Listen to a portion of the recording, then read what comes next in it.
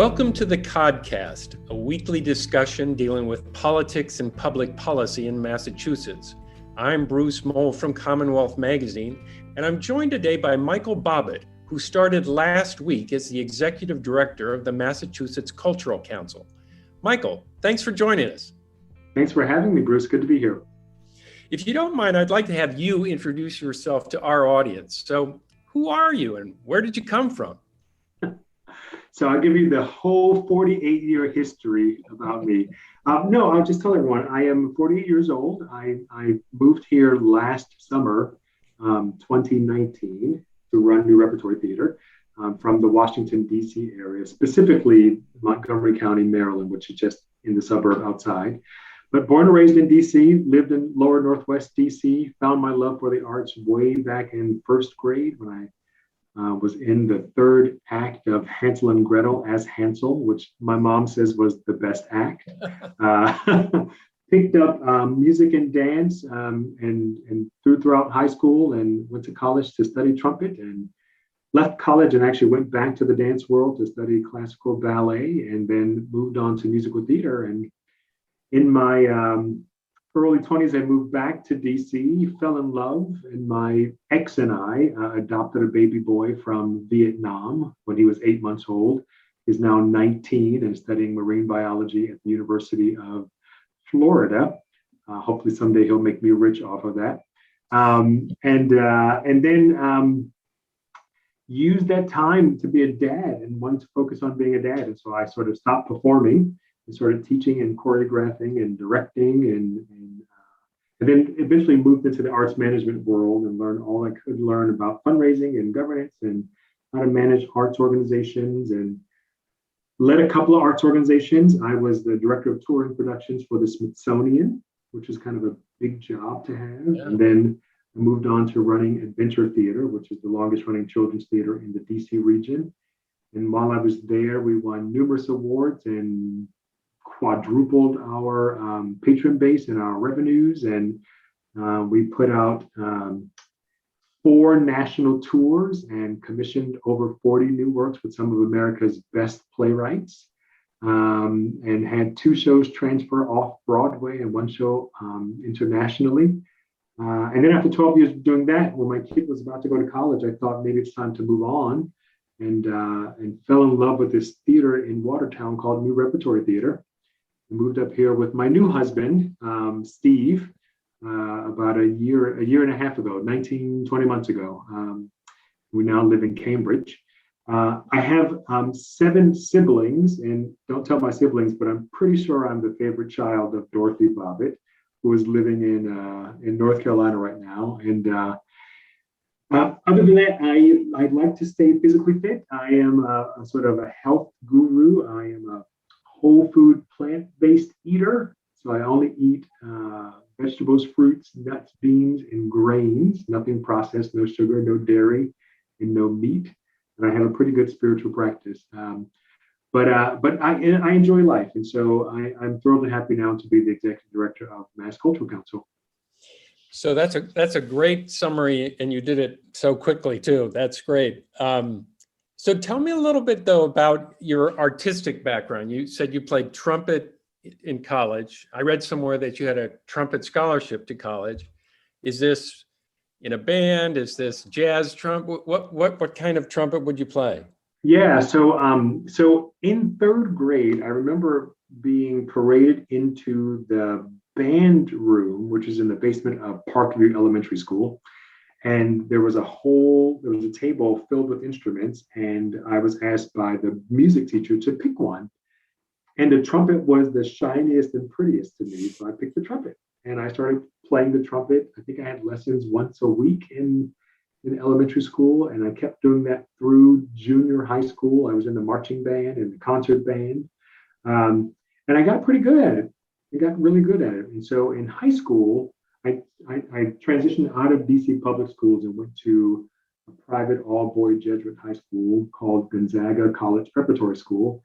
And I was pretty good at trumpet. And the band teacher there, who became a really great friend and mentor of mine, told me about this program at the National Symphony Orchestra called the National Symphony Youth Fellowship Program.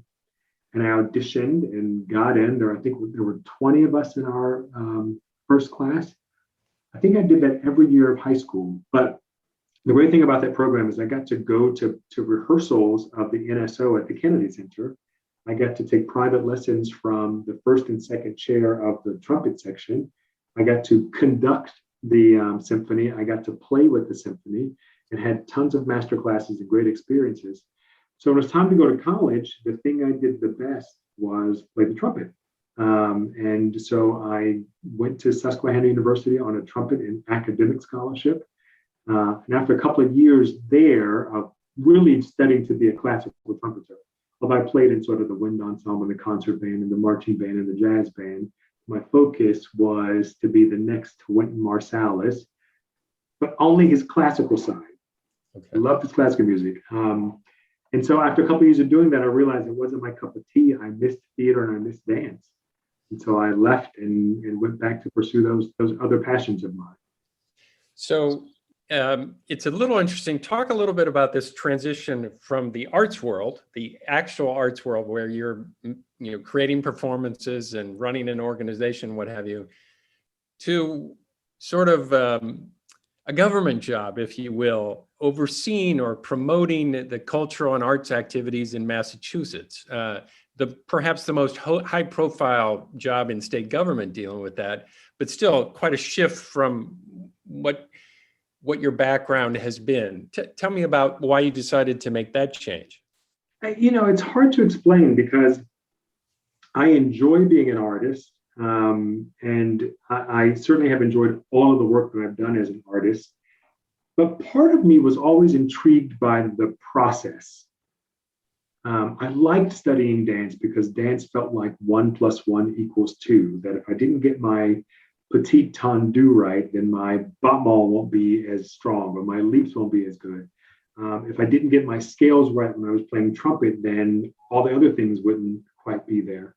And so I always remember being in play practice or rehearsal and being very intrigued by watching all the people in the room create this beautiful thing.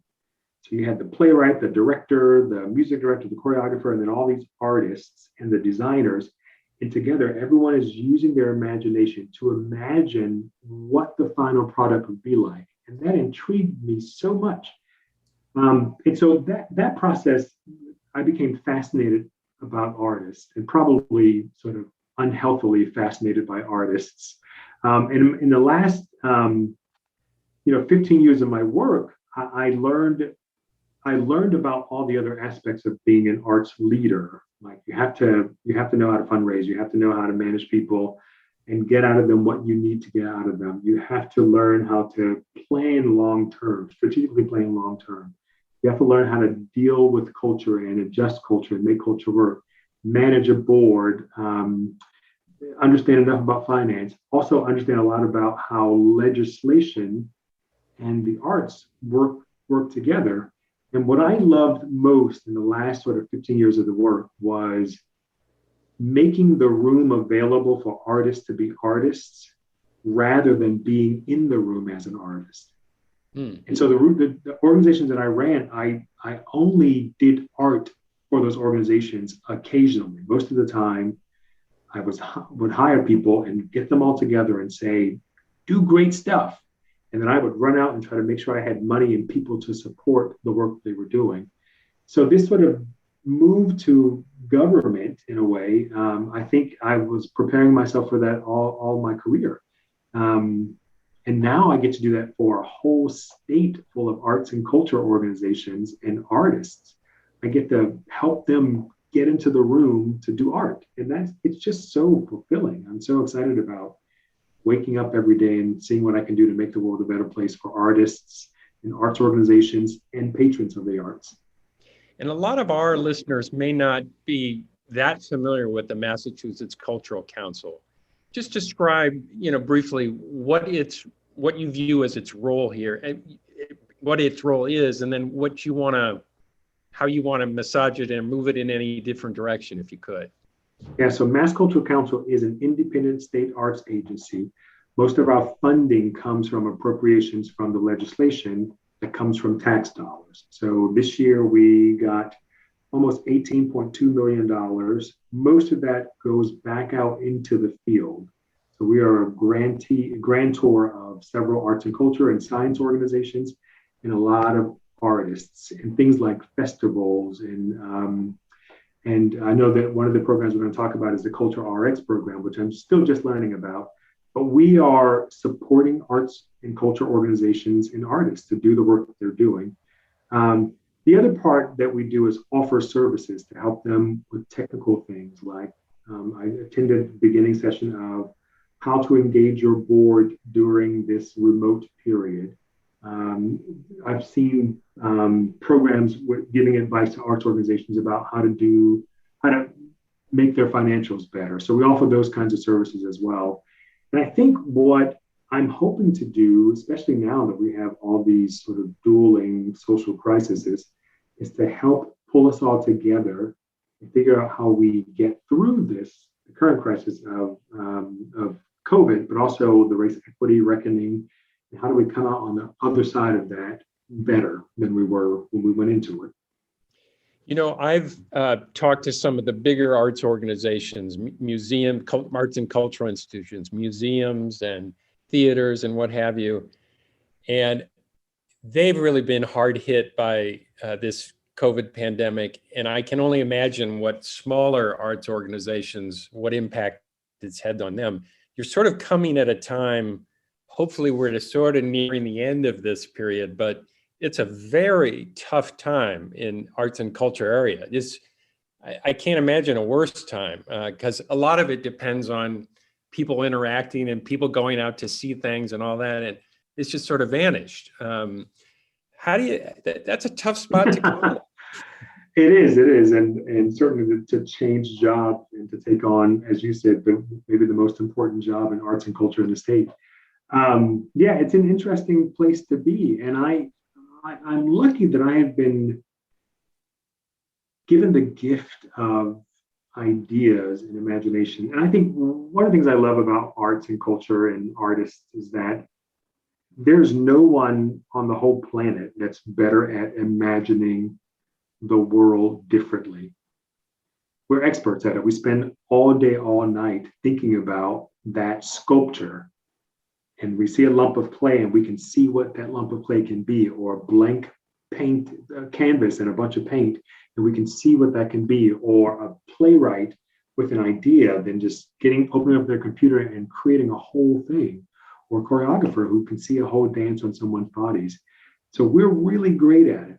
And I think the arts and culture scene can be instrumental in figuring out how we survive and get through this COVID period. I also like to personally think of moments of crisis as opportunities. What are we learning from the crisis? What can we do better when we come out of the crisis so that we don't repeat the same mistakes again? So in many ways, it's a good time to be coming into this because I'm blessed with lots of ideas, lots of friends across the nation that I can call on and find out what they're doing. And I think someone like me who's sort of very positive about the world and the fact that I think we can end racism. We're going to survive COVID. Now, what can we do so that we don't repeat those kinds of problems in the future? The 18 million you mentioned seems like sort of a paltry sum, to be honest with you, in the context of the challenges that community is facing right now. And I know this has been a constant, this is something you probably aren't even aware of yet, but I think the agency got an increase in the most recent budget, but it's been a long slog, I think, to sort of slowly build up over time. But this year's budget was level funding from last year, which was a big deal. It went up 2 million maybe the year before. That was a big bump. I think so. But it's not there is a lot of feeling here in Massachusetts that the big cultural institutions are used to raising a lot of money on their own from the community. And so government really doesn't have a role to play. What do you think about that? If you were going up to talk to people on Beacon Hill, are you saying we need more money? Are we good where we are? What's your thinking about this? I'm happy to take more money if people want to give it to me. I will never turn away money, just so you know. Well, I don't. Beyond the fact that the arts and culture helps make life better and easier. And if you think about what we went through during the hardest part of when we were all quarantined, I think it was arts and culture that got us through that. I remember in June thinking, oh my God, I think I'm going to finish Netflix this month. That was all arts and culture, right? It's in how many books I read and podcasts and digital performances I read. And that helped me to get through this feeling of isolation. I'm lucky I have a husband that lives with me that keeps me entertained, but many people do not. And so they turn to the arts and culture to help get them through that. Beyond that, if you look at how much money arts and culture puts back into the economy every year, when you go see a concert, you may go buy a new outfit or get your hair done or get your nails done. You may use public transportation or ride share or put gas in your car. You may go to dinner beforehand. You may have a drink after. Certainly all the people that are working for this concert, there's a lot of money being spent and put back into the economy. So that's another reason why I think arts and culture is really important, because we are an economic driver. $877 billion were put into the national economy for arts and culture. It's bigger than transportation, it's bigger than agriculture, and it's bigger than tourism. So arts and culture can do a lot. And I think I listened to your podcast with Anita, which I just love, and I'm listening to it again. But she talked about some of the European countries that in many European countries, they're supporting arts and culture at 50% of their budgets. So I'm always going to advocate for more. So I hope our legislators are looking forward to seeing my faces. It's a nice face, but I hope they're looking forward to sort of seeing me in their offices a lot. So you mentioned earlier this Culture RX initiative, and your predecessor, Anita Walker. Well, I guess she's two back in a way, because she retired in June, or she left in June. But she had this novel idea of sort of treating the arts as almost medicine for people, for if you're lonely or if you're isolated or what, some of the things you were just talking about during COVID, arts can be a way to deal with that. And she's talking about having medical providers actually prescribe, you need to go to the zoo, you need to take your family to the zoo, you need to go to the theater or whatever. And I'm sure COVID has interrupted a lot of that, but it was a novel idea, although I was a little, I have to admit, it was a little out there. I thought, oh, I don't know if that's going to catch on, but she talked about it very confidently. How is it going? I know you just started, but do you have a sense, or have you been told, how is it going? Are you enthusiastic about it? What do you think? Yeah, so day 5 that I'm on right now, my brain is filled with trying to memorize acronyms, because there are a lot of acronyms in state that I'm trying to memorize, and I take a lot of notes, and sometimes I have a hard time deciphering my notes because my handwriting is atrocious. So from what I've absorbed, this program that I think Anita borrowed from England and has improved it is an amazing idea. What an amazing, pioneering, brilliant idea.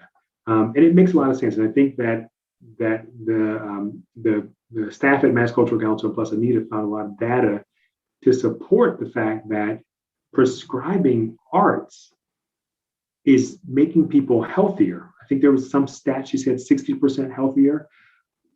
That sounds like a better prescription to me than prescribing medicine to people. If someone has an illness and they can go and treat this illness by attending a dance class or taking a walk in a museum and seeing an exhibit, how much better for the world is that? So I love this program. I can't wait to dig into it more. It's certainly been on hold and a slow crawl because of COVID, because many of the organizations are closed. But my brain can imagine what the scaled up version can look like, where we have every single arts and culture organization in the Commonwealth providing these services, every single healthcare provider prescribing arts and culture as a way to treat illnesses. And also maybe even insurance providers can add this as a benefit so that maybe the insurance provider is reimbursing the arts organization for providing these services. I think it's amazing, and I can't wait to see how we can do it and do it more when everything gets back to normal. And you mentioned one of the things coming out of COVID, you're a big believer in trying to use crises as an opportunity to change things.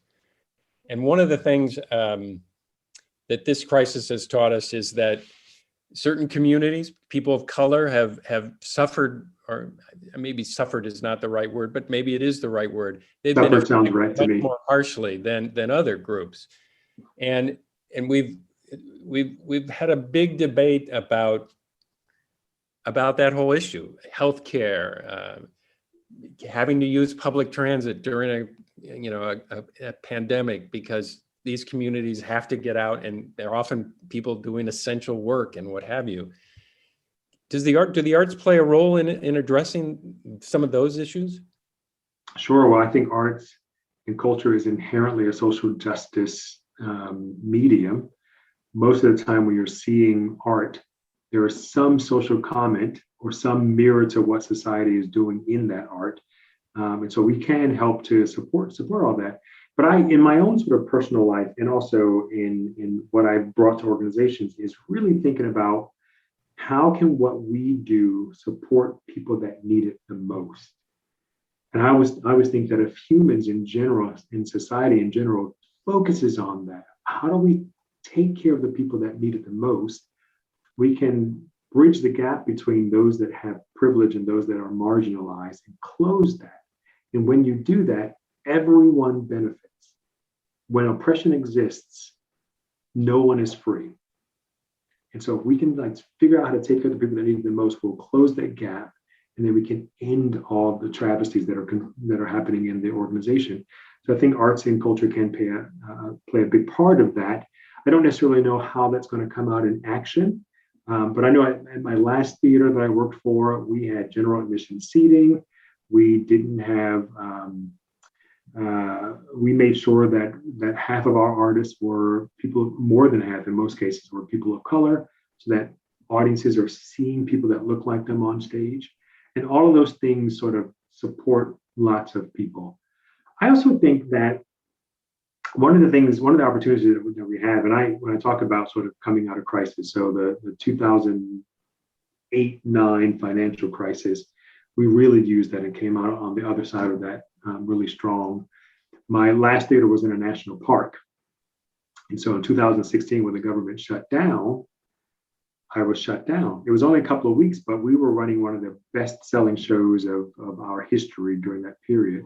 So we used that, and we actually were able to get more people in to see the show and extend the run of the show.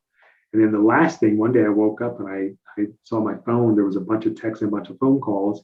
And when I looked at the first text, it said, "I'm sorry to hear about the fire at your theater." And so, because we fired the theater, but we were able to turn that around and raise enough money to not only renovate that space, but renovate our studio space. So I thrive in crisis, and I'm hoping that we can learn so much from what's happening now and figure out how we make life better for arts and cultural organizations. One last question for you. I was struck by your answer about wanting to have people of color perform in performances, so that people in the audience would just come to see that as normal. Speaking of Netflix, if you've watched it all, this series I think it's called Bridgerton. I don't know if you saw it, but it's set in, I couldn't tell you when it's set, but it's set in historical times. Yep. When you would not expect a mixed race in the power structure, the whole thing. And it was just a revelation about how they pulled it off without any discussion of it at all. And it was, I thought it was a good point about what you're saying. Just seeing that was quite powerful, actually. Well, a couple of things. One is that we're storytellers. So it doesn't matter what race we are, we can tell stories. Right. So I thought that was brilliant. Two, the reason why I am in this field is because when I was like 8 or 9 years old, I saw a production of Porgy and Bess. And I was like, wow, I can do this? Because only thing I saw on TV were the white musicals like Sound of Music and Grease. And there was no one that looked like me in those shows. But when I went to see Porgy and Bess, I saw people that looked like me. And that's why now for 48 years, I've been in the arts and cultural world. It's really important that we, and also from an economic perspective, Bridgerton has a wide audience. If it was all white people, it would not have the same audience that it does. And so in many ways, I think diversity is very good for business. And a lot of people are starting to understand that if you are opening your doors to a whole population of people that maybe you weren't opening your doors to before, for whatever reason, you can increase revenues. I was doing a race equity workshop with a automotive company, and I was talking to their C-suite, and the C-suite was filled with all white men. And I said, you all are experts at selling cars to white people, but you may be leaving money on the table because you may not know what it takes to sell cars to people of color. If you have more diversity in this room, you're going to have more perspectives and understand more about how other people's culture contributes to the decisions they make. So diversity is good for business. I think programs like Bridgerton and Hamilton on Broadway have shown that. So right. It's a good case study, and I hope that we can start doing research on how diversity is good for business, because I think that will help people understand that do it, and it not only is good for the soul and good for people, and it bridges the gap between oppression and privilege, but it's also really good for business. Well, Michael Bobbitt, Executive Director of the Massachusetts Cultural Council. I've caught you just at the very beginning of your reign as Executive Director. I hope to have you back in the near future and once you have some time under your belt and hear how things are going. But thank you very much for joining us today. Thank you. I can't wait to come back. And by the time I come back, I'll have memorized all those acronyms. There's a lot of them in Massachusetts. There really are. Thanks, Bruce. Thank you. And to our listeners, we'll see you again next week. Thank you.